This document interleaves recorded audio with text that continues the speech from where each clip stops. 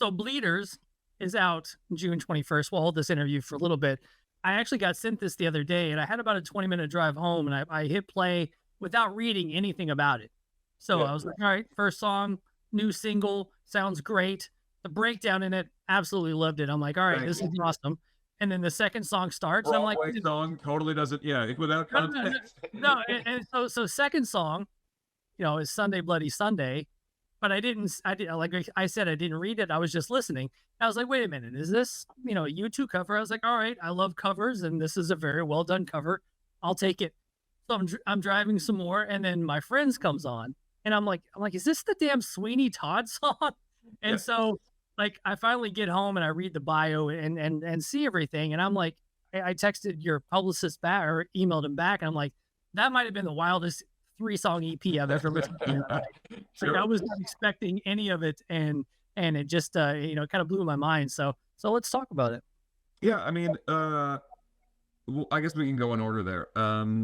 Bleeders is obviously, it's the single. It is the main track, so to speak. And I kind of look at it as Bleeders and My Friends are really the release. That's the digital release. The Sunday Bloody Sunday will only be on the physical, but that was Sunday Bloody Sunday was a cover that we had done when we did the Temple of Love cover last year with Villa Vallo.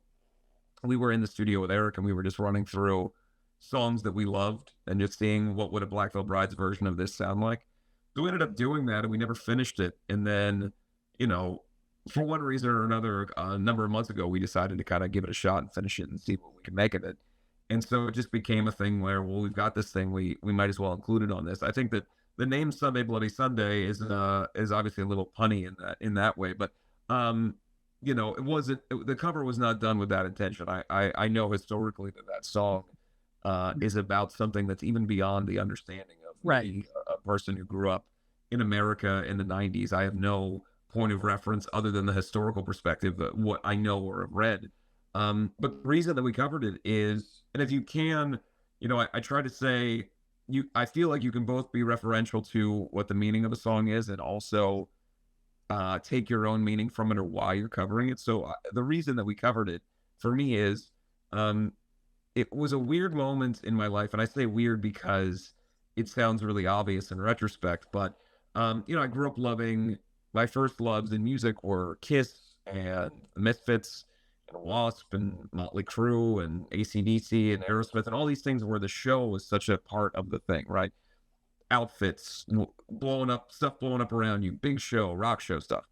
And I'd always loved things like Springsteen and U2 and these other things that were more story driven, but I had never seen a show of any of those artists. And when I was about 9 years old, we went to the Rock and Roll Hall of Fame, and it was when they were doing like a retrospective of U2's Rattle and Hum concert movie. And I saw them performing Sunday Bloody Sunday, and I'm not sure if it was from the concert movie or something else, but I just saw this this band of people that now in retrospect, I know why, because I understand what the lyrical content of the song was, but I just saw so much aggression and passion and emotion through this performance where there was no big backdrop, no stuff blowing up around them. U2's obviously gone on that very big show, but at the Yeah. time, this is early on in their career, it's just a couple of people on stage. Is that like black and white footage? Yeah. And so it was a very minimalist, but for me at that age, it was really interesting to see a band that was just as entertaining and emotionally impactful for me, that didn't have the big show and weren't wearing crazy makeup and whatever else. It was informative to me of how the story is so much more important than the rest of it. And as much as I love Motley Crue or W.A.S.P or whatever else, there's very few things as a writer that I take from them in the way that someone like Bruce Springsteen or Mike Ness from Social Distortion or these more story writing songs. Those are the things that have always been more inspirational to me, and I like to think that moment was kind of a watershed moment. So that was sort of the story of covering that song. And then the Sweeney Todd of it all is an entirely separate thing. I grew up loving the original cast recording. It was a really impactful thing for me in my adolescence. my dad was into musical theater, and he was into punk rock musical theater. So my dad was went to college conservatory music. He was into musical theater. He also has sleeve tattoos and loves Stiff Little Fingers and the Damned and Lords of the New Church and stuff. So it was like I didn't know as a little kid that there was a huge gulf between like punk rock, metal, and musical theater, because I saw like Phantom of the Opera and Sweeney Todd and Typo Negative kind of all as different versions of the same idea, right? Like very sort of dramatic noir, big sort of gothy things. So it was a big deal for me, and it was something I've always loved, and it just presented an opportunity to be able to utilize the story as an influence for a song that we were writing. And then that became, okay, well, why don't we actually do a song from the show and see what a Black Veil Bride's version of My Friends would be? And that's kind of how we got to this. Talk a little bit about getting into kind of that early stuff, like that early Kiss and stuff like that. It was the way that a lot of people found their way into Kiss. Is you're too young to know that they're not superheroes, right? Like you, yeah, it was my dad's old 70s cards, trading cards from the Love Gun era that I found, in a box full of his stuff. And at the time, I was really into comic books. I still am really into comic books, but it was like my introduction to comic books and music, and all this stuff was sort of coming together at the same time. And like you said, you see Gene with the blood and the wings and the studded bass and everything else, and you're just like, this is the coolest thing in the world. And I became totally obsessed, and it was a good time for it. I was 5 years old when they did the reunion tour, and they were all over TV. They were, the Unplugged was on MTV. Every magazine you went to the store, they were on the cover of everything. It was just like this weird thing where I discovered them. My first record that I ever heard from them was Revenge, which I didn't know was like a non-makeup record, but I loved it. That's a great record. Yeah, and so I played that cassette, every single day, and it just became really not only my gateway for rock music, but I fashioned myself after Gene and Paul. So I was an only child, and I wasn't particularly social, but I would sit and watch these interviews of the two of them for hours and hours. And in the 90s, you're watching like Kiss Extreme Close Up and all these VHS tapes that were there sort of on the come down. This is before the reunion tour. So that the interviews in retrospect are them being very honest about where they were at in their career, but also with a little bit of like, a necessary, well, if people don't like us, they can fuck off kind of thing, right? So I took all that to heart, and I would credit the two of them for an education, the way in which I viewed music, the way I conduct myself in interviews, the way that the messaging, the ideas of believing in yourself and not listening to other people, and feeling confident in yourself and being willing to fight for your own things you love. All of that was baked in from watching the two of them, and the way that they spoke and the way that they handled their business. And it really, beyond anything else, there's really very few people outside of my own family that I would credit as much in terms of the way in which they influenced me. And so it was really off to the races from there, because then you go, well, what else is there? And you go AC/DC, Aerosmith, the early era Motley Crue, on and on and on. And because my dad was into punk rock, he also introduced me to the Misfits and the Damned and Lords of the New Church, and these bands that were very theatrical as well. So it all just sort of was one big giant pie of guys wearing makeup and playing rock and roll songs. Yeah, I think I'm about 10 years older than you, so it's like I remember I got into Kiss in the late 80s. Like I was like 9. I think I was 8 or 9 when I first heard rock and roll all night. And I actually heard it on my cousin's vinyl, and I was, on double platinum, just putting the needle back, listening to rock and roll all night over and over, and just getting immersed in the giant album covers. And Kiss Meets the Phantom of the Park, to me as a kid, was a great movie. Like, you look back at it now and you're like, man, it took them like 45 minutes in the movie to even show up. But with someone else's Peter's voice. Yeah, the whole thing. There's a lot going on in there. But yeah, I mean, I still, if it's on or if somebody puts it on, I'm definitely going to watch it, because it still, it takes me back to those days. But, just getting into that era. And then actually when the reunion tour happened, I think I was in high school. And so like I go to the show, And like, I'm literally like with tears in my eyes because I never assumed I would see that because Right. when I got, they were non-makeup when I got into them, and so I go see them and I'm just like, I can't believe this is happening, And Right. actually, I took my on the many many years of end of the road, I took my he was I think 4 or 5 at the time. I took my little one and I was like, which one did you like the best? And he goes, I like Gene. I was like, why? He's like, because he licked the bass. And I'm Yeah, sure. like, obviously getting into the Kiss stuff and then obviously getting into the punk rock stuff. I'm assuming your dad is probably your biggest fan, just seeing you continue to do this. I don't think that there's anyone who is a bigger fan of Black Veil Brides in general than my dad. Both of my parents are incredibly supportive, but my dad um, sends me a selfie in a Black Veil Bride shirt nearly every day. It's either him at the ballpark in a Reds jersey of a different kind or a Black Veil Bride shirt. I grew up because I'm an only child. I had a really close relationship with the two of them, and I learned so much from the two of them, and particularly when I was really young.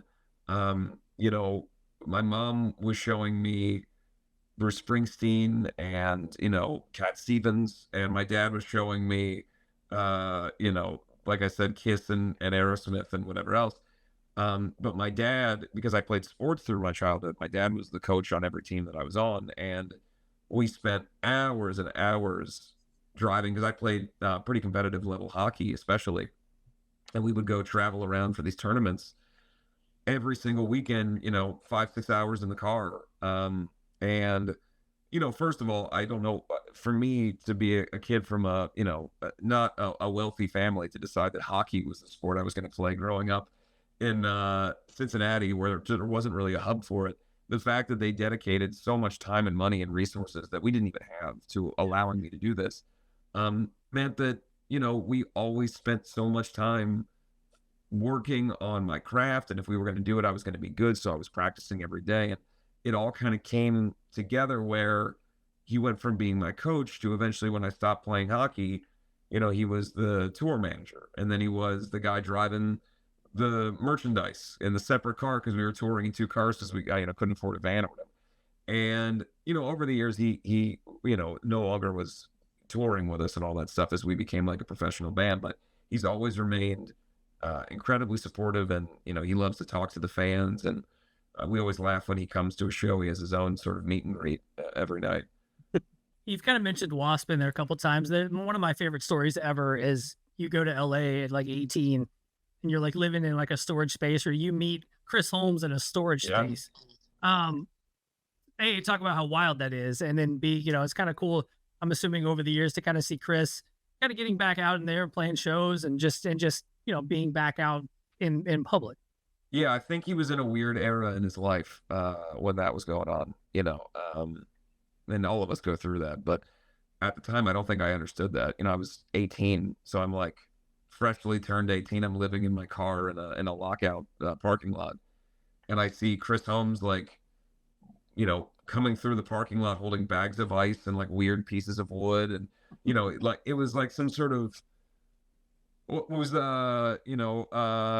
who's the famous rich guy from a million years ago that lived on his own. I can't remember his name. He was Howard Hughes, is that his name? I think. Yeah. Okay. So it was sort of like that, where you go into his rehearsal space and he was making guitars out of pieces of wood, and he had like artwork all around, and he was living in there.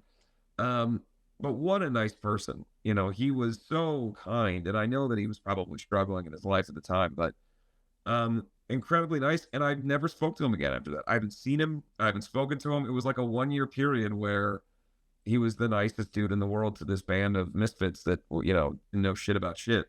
And it was very interesting that the first famous person I ever met was Chris Holmes at that time in his life. That's so crazy. So yeah, I mean, seeing him kind of pop up on these like Monsters of Rock cruises and stuff's kind of be kind of cool to kind of see. Yeah, man, it's cool for him that he's turning around so much, and there's a million reasons why bands don't stay together, people don't get along, but for what it's worth, I'm a big fan of both him and also what Blackie's doing now with the band, and kind of bringing it back to the core of what people want to see from the band. You guys, your fans have been donating a lot of blood A fuck That, ton of which I blood, think is a unbelievable wild, amount of blood.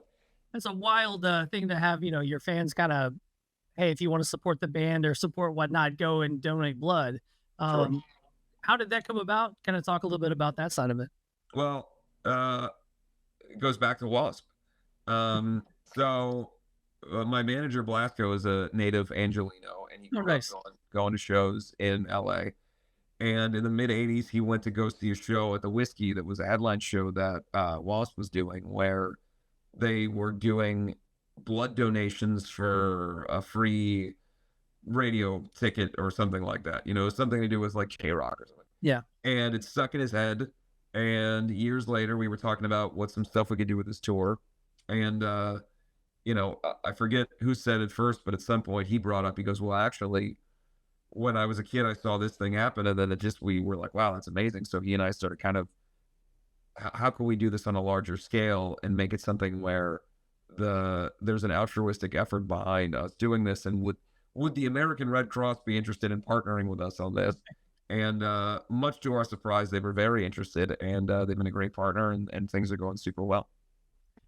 When I was a kid, Megadeth did a canned food drive for the local food thing. So if you gave 10 pounds of food, you got a backstage pass or a meet and greet Yeah, pass.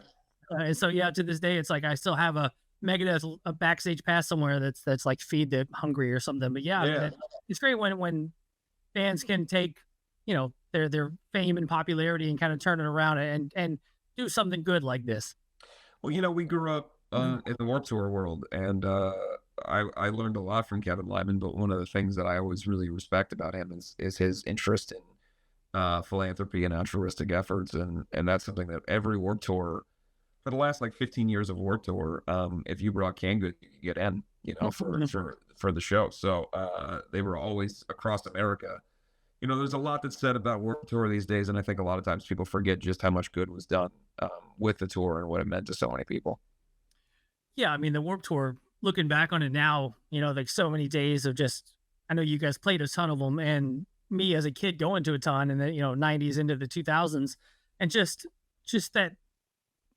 I was thinking the other day, I was like, kids, one of these kids these days don't understand like just getting dropped off at like a giant concrete parking lot with no Yeah. money, no water, like and just basically just dehydrating all day to check out Rancid and no effects. Yeah. It was such a I wild was, I was time. talking to Will and from Creeper, and because they're from the UK, but they're fans of all the same sort of bands. And I said, you have to understand, when I was 12 years old, I stood at one stage and I saw, in order, Dropkick Murphys, Rancid, and AFI all play back to back to back, and I didn't have to move.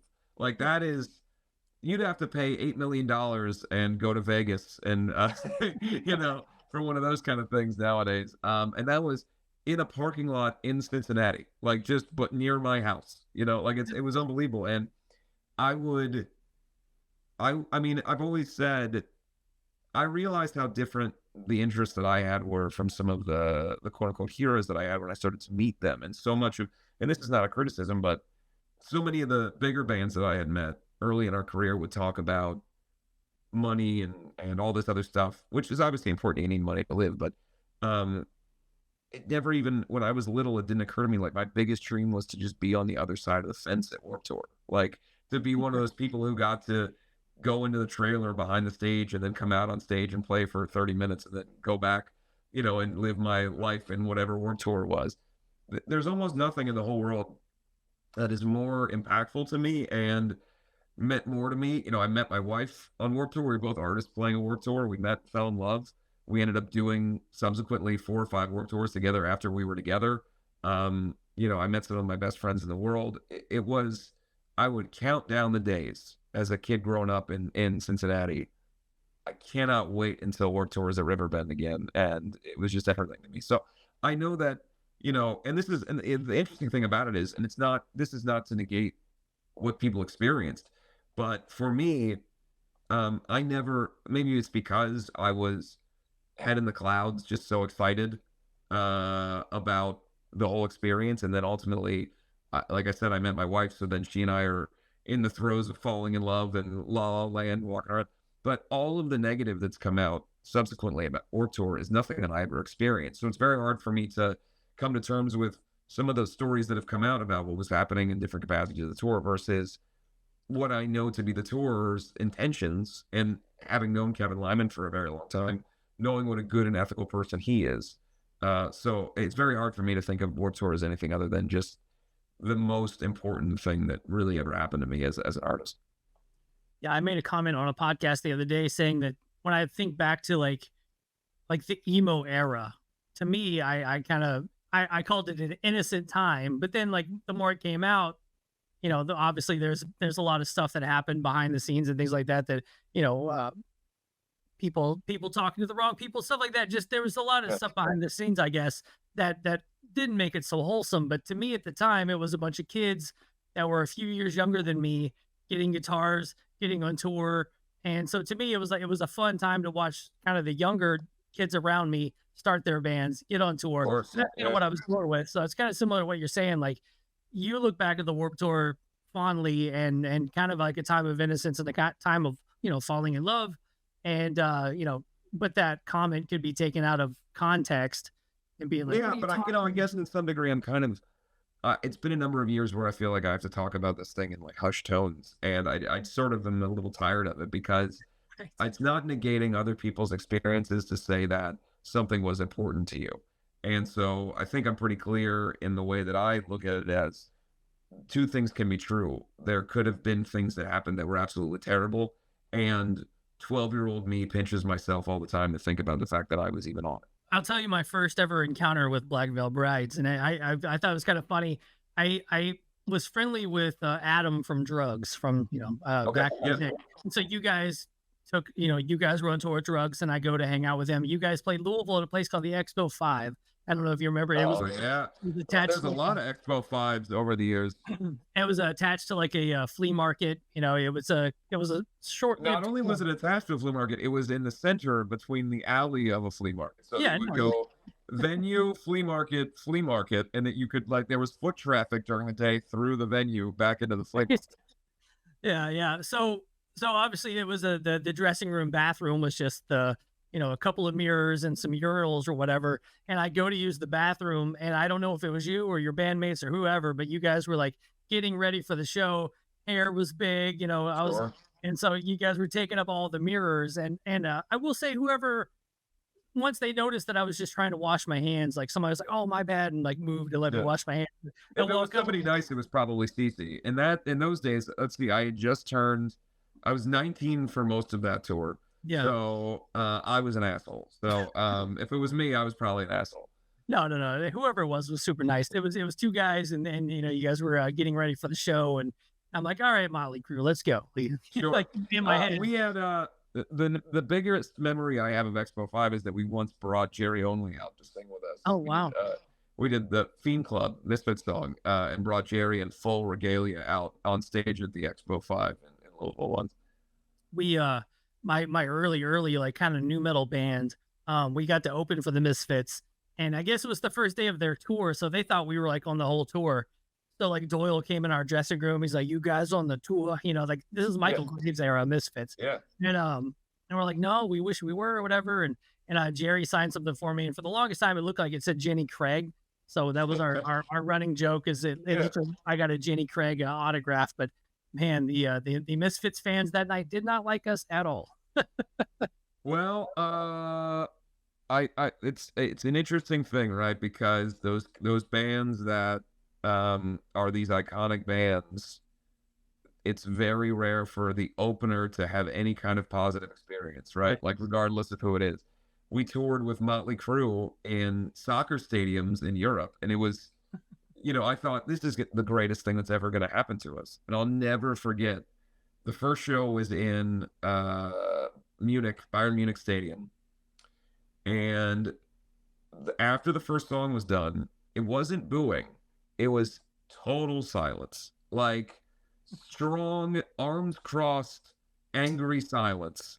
And you'd almost prefer them boo at that point, right? Because if it's 20,000 people and you can see them all be dead silent, it's more unnerving than hearing at least some noise. Right.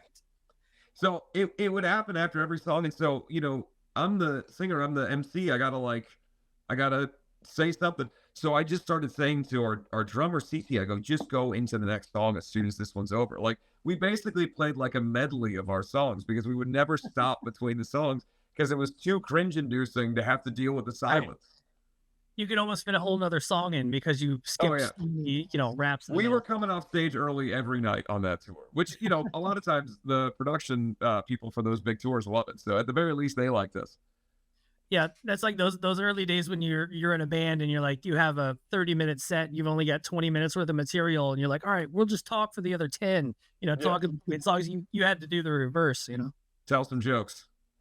tell some jokes. There's that have you ever heard Henry Rollins talk about opening for Ozzy? And he's just like he thought they were doing a good job, but then when Ozzy went on, they really like freak out. Yeah. And Rollins goes, "Oh, what they were doing between our song was just 20,000 people going, so who's this guy again?" But Yeah. it sounded Yeah. like everybody was into him. We had a show and this was in Sao Paulo in 2015. Mhm. And it was the Monsters of Rock Festival in Sao Paulo. And so the billing, the final three acts of the day are us, Motorhead, Ozzy.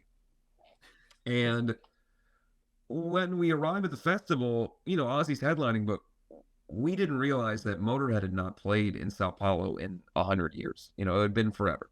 And they're, of course, massive there. But so much so that you're driving into the festival and you're seeing for every one Ozzy shirt, there's 5 Motorhead shirts. So we're Right. kind of, we're like kind of commenting on that on the way in. Wow, can't believe this out. I mean, not that you can't believe it, but it's just crazy. Ozzy's Ozzy, right? But it's like seeing so much Motorhead love. So this is towards the end of Lemmy's life, unfortunately, and he was trying to play shows and tour, but oftentimes was canceling day of, because his health just couldn't take it. So right before we go out on stage, the promoter comes and says, Lemmy is too sick, they can't play. Will you announce on stage that Motorhead isn't playing during the show? So I took a beat and I go, no, I'm not going to do that. Like, you can have a festival organizer come out, but like, we're in Brazil, man. These people love music at an aggressive level, and I'm not about to tell 100,000 people that Lemmy's not going to be here. They're already going to be mad that we're on stage. And sure enough, the second that we walk out, a Motorhead chant starts that is so much louder than our music for the totality of our show that I can't even hear myself on the stage over the chants of Motorhead. And I'm thinking in my mind, at some point, these people are about to find out that Motorhead is not going to play. And the Motorhead chant switches from Motorhead to just outright booing. So now I'm like, well, fuck you then. Like, I'm not going to say shit. And I walk off stage and they go, did you say it? I go, there's zero chance that I'm announcing that Lemmy's not playing. Like, I appreciate that you would like me to do that because you don't want to have to do it, but this is your festival and they already hate me like, you can see how much they hate me. Like, we're not going to make them hate me more. So they send somebody out there. We run to the back because we're curious, like what's going to go down here. And they say Motorhead's not going to play. And predictably, everyone lost their shit and started like throwing things at the stage, and it was a whole big thing. But that is, to me, the example in our career of people the most hating that we're on stage during a time. I mean, you've kind of talked about a little bit in there, and I think that you guys over the years have been very divisive to a lot of different people. Like you have, some of the most diehard fans, but then you also got like some of the most diehard hate out there too. How do you juggle that? Personally, do you take do you take offense to that? Have you taken offense to it in the past? Like, is that something that's tough for you? When I was younger, I didn't really know how to deal with it. It's hard for people to understand. I started the band at 16, so Yeah. I've been doing this for so long, but I've only been an adult for like less than half of the amount of time that anyone's known about me. And when you're 17, 18, 19 and you're trying to live out your dream and people are throwing bottles of piss at you, like it's very hard to come to terms with that. And, the thing about it is, um, the biggest message that we've always had, and it comes from my dad and it comes from growing up where I did.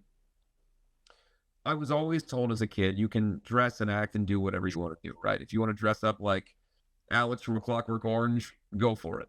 But be consciously aware when you go to school wearing a top hat and a cane and a crotch thing and all of the accoutrements and the eyelash, that people might make fun of you, and you have to be prepared to stand up for yourself and not give a shit what they think about you. And that was always the kind of the ethos of what we did was, I'm not just going to say, stand up for yourself. I'm going to stand up for myself. And if I'm going to tell a whole bunch of people that are listening to us that they should believe in what they believe in and dress how they want, act how they want. And if someone fucks with you, don't fall apart. Don't crumple into a ball. Stand up for yourself. And so what that manifested into was me going through a number of years where we would play about 4 songs in a show, and the rest of the time would be me fighting people in the audience or in the crowd or yelling at people.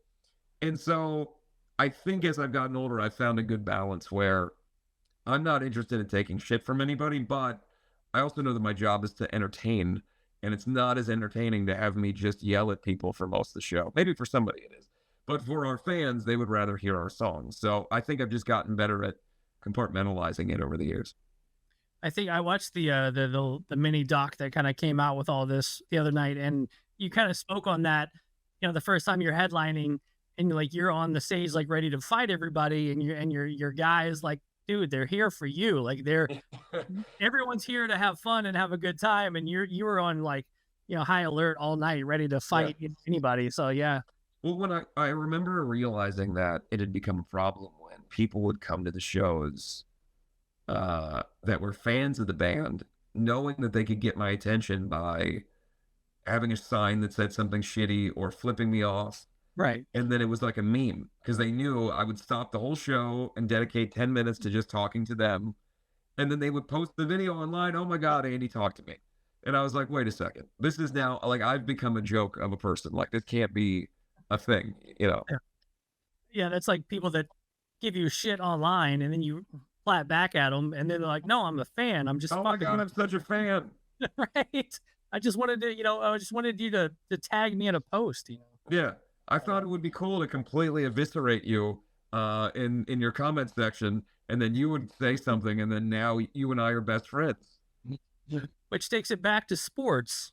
I've noticed lately that my least favorite fan online is any team is the person that goes to the opposing team's official website, official post, like, hey, thanks for the season, blah, blah, blah. Our season's over, but the other team won, so they're going to go on the playoffs. The opposing team that immediately the guy doesn't even celebrate with his own friends or whatever. No, just don't call the other team. It's the weirdest fucking thing. It's wild, man. Like it could, I just got done kind of watching the Predators in the playoffs, and the Vancouver fans, just as soon as the Predators lost, it's like, hey, great season. Boom, you guys suck, blah, blah, blah. I'm like, it has been 5 seconds. Go celebrate with your, go with your friends. I think what you're describing is the only thing that the internet is used for now. Mm-hmm. The internet is used for finding ways to get validation by shitting on something. Mm-hmm. So you go, this thing sucked, and then you look around and go, is somebody else? Right. Does anybody else? And then somebody likes it, and they're like, yay!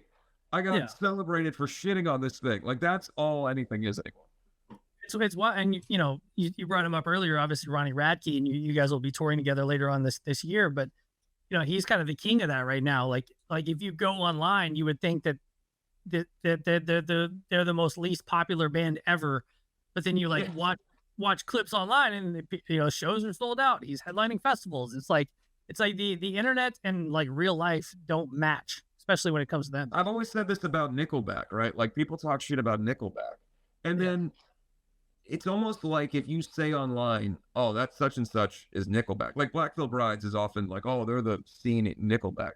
Right. And I'm always like, well, somebody's fucking buying Nickelback records and going to the shows, because they've never gotten any less giant. So clearly, the idea that because you don't like it means that everyone doesn't like it is something that is entirely untrue. I saw the other day, people were saying, uh, it was like somebody was saying something along the lines of like, nobody listens to such and such band anymore, even though that band, by metrics, is the most popular they've ever been. But because you're saying that you don't listen to it anymore, again, it's shitting on something so that other people will, you look around and go, does anybody else want to shit on this with me? Do I want to make shit on this, friends? And then somebody's like, I fucking hate that too. And you go, yay, we both shit on this thing together. And then it's like a game. And I think what Ronnie does, and it's not necessarily what I do, but the idea that we exist as these characters outside of reality to so many people. And we are seen as part of a narrative that's written by somebody that we've never met. And our choices and actions are being determined by the script that they've written for us in their mind. And if you deviate from that script and go against the version of you that's been created by this other person, you are somehow wrong. And I think by existing as a sentient person, that if you talk shit about me, I'm going to say something to you, is a reminder that we are just people. And again, do I agree with everything that's said? No. But I think the right to be able to defend yourself, or if someone's shitting on you, to be able to clap back, is something that everyone should have, right? I don't think it's necessary because 9 times out of 10, it's all nonsense anyway. But there are times that I clap back on things because if something's so egregious, I have to say something.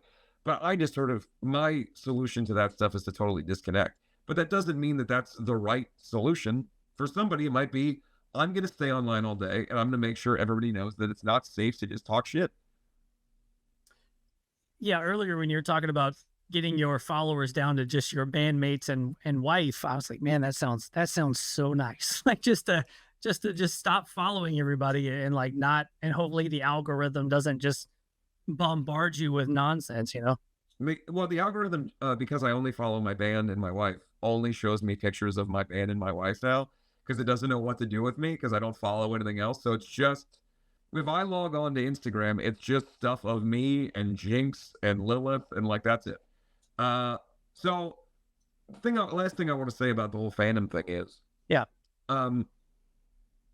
reality versus the internet are two very different things, but that doesn't mean that the prevailing reality on the internet is not positive.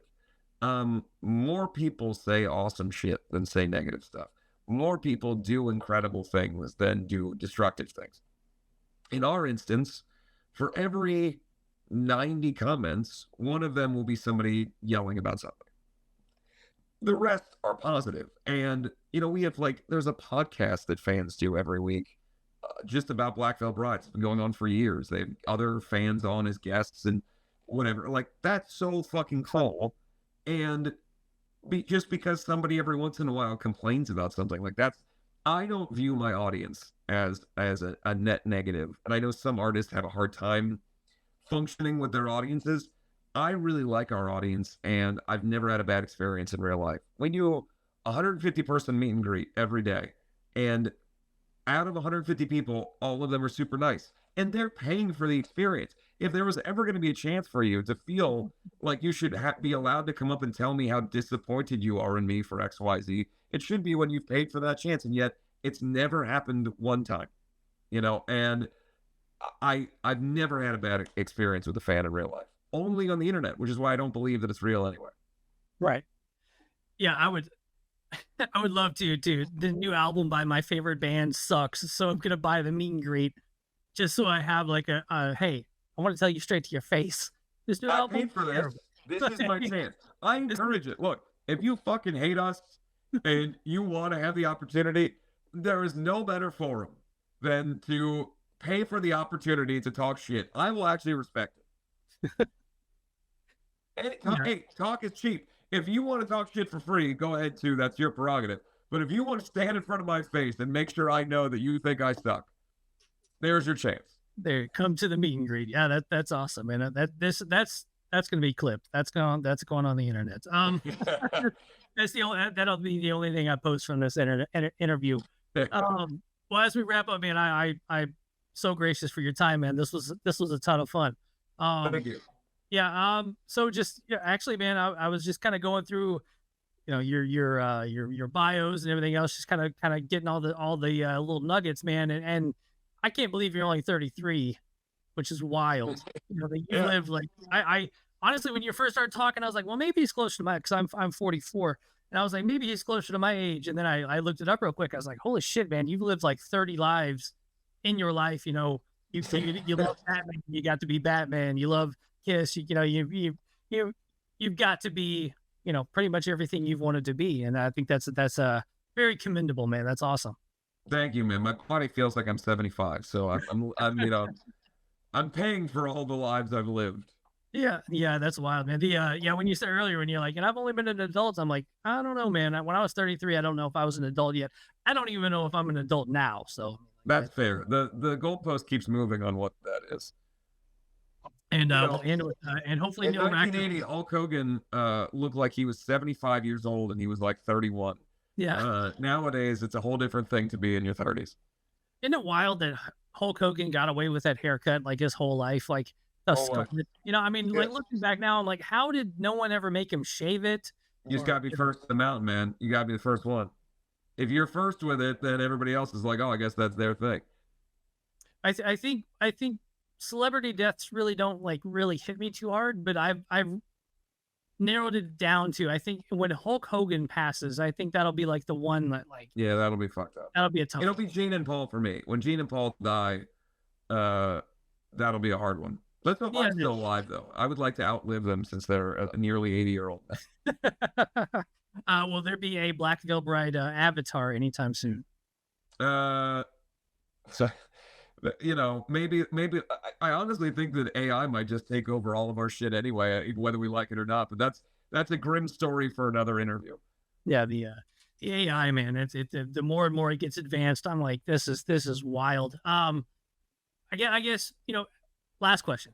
Watching Kiss over the years, I mean, obviously you're taking notes and you're kind of seeing how they go out. You're seeing how the avatars, all that stuff. Are you kind of like letting them kind of pave the way? And like, if the avatar thing is cool, then you're like, all right, well, maybe we might actually do that. Or if it sucks, you're like, all right, we're not going to do that, kind of deal. Yeah, I mean, I don't know. I feel differently about performance than Kiss because Kiss's show was really from 1976 through to today. It's been rich guys that are showing you all their wealth on stage, and it's like, and it's nothing against them. They earned it, but I've never been in that position to be able to have that ridiculous of a stage show, and I'd love to.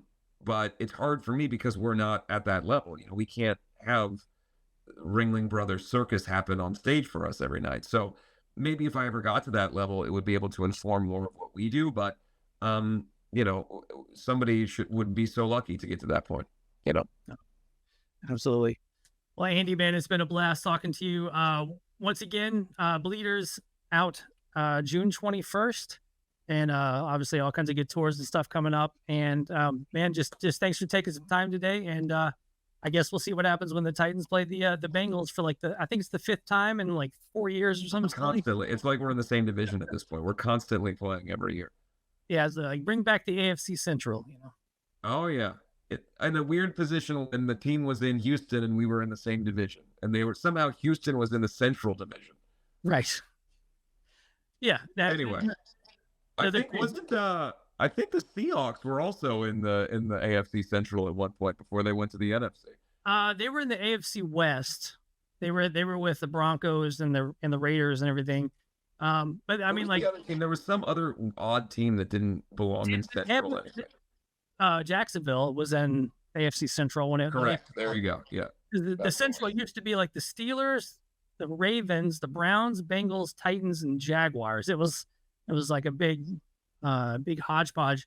But was it like the NFC Central, I think, had Tampa Bay. Well, it was like Tampa Bay and Green Bay were in the same division. It was like that. None of this. It's the Bays. They saw the Bays and they thought, well, yeah, All right, definitely. Cool. Thank you so much. I appreciate you.